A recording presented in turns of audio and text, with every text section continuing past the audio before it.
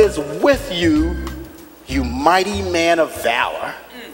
How many of you would kill to have an audible voice come to you, an angelic visitation, and for them to say, I got your back, I got you, I got you, I got you. Well, this is what happened. This angel looked at Gideon and said, I got you. You all know the feeling when money's tight and someone invites you out to dinner and you're trying to think of your response, and they say, oh, no, don't worry about that. This one's on me, I got you. All of a sudden, it's like you lose 50 pounds. You're like, praise the Lord.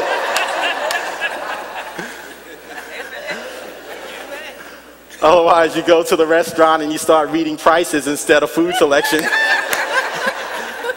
Turn to your neighbor and say, he's talking to you, it's all over your face. You're reading prices instead of food selection. Okay, $8.95. I might could get that. I don't even need an appetizer if I get that one. Yeah, that'll work. Soup and salad? Yeah. I'll let them bring the salad out first, and then the soup can be my entree.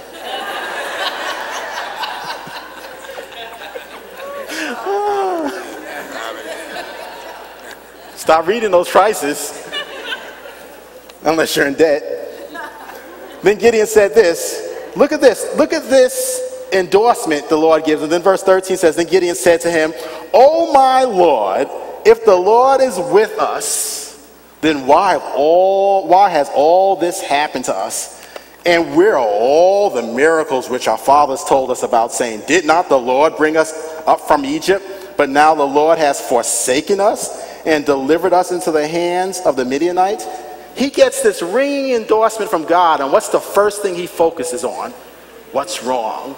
Natural circumstances. What he lacks. What's up, God? You know, the God of Abraham, Isaac, and Jacob. Where are you in my situation? Notice what the Lord does, verse 14. It says, then the Lord turned to him and said, look at this. Go in this might of yours.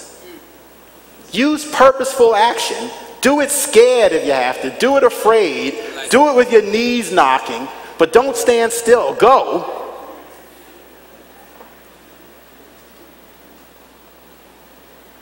Jesus' first words in red ink, the hot sauce, was, I must be about my Father's business.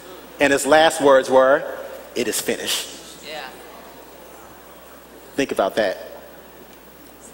I must be about my Father's business were his first words. His last words were, it is finished. That man was not going to let fear stop him. That's why he said in John 10, no man takes my life. I lay it down. That's why he said in John 18, for this cause came I into this world. That's why he said in John 8, verse 14, I know where I'm going, and I know where I came from. Because you can't let fear conquer you. That's why Esther said, and if I perish, I perish. That's why Ruth said, entreat me not to stay. Your God will be my God. Your people will be my people. They weren't going to let fear stop them. Joseph said in Genesis 50:20, you meant it for evil, but God meant it for good. Daniel said in Daniel 1:8, I purposed in my heart not to defile myself.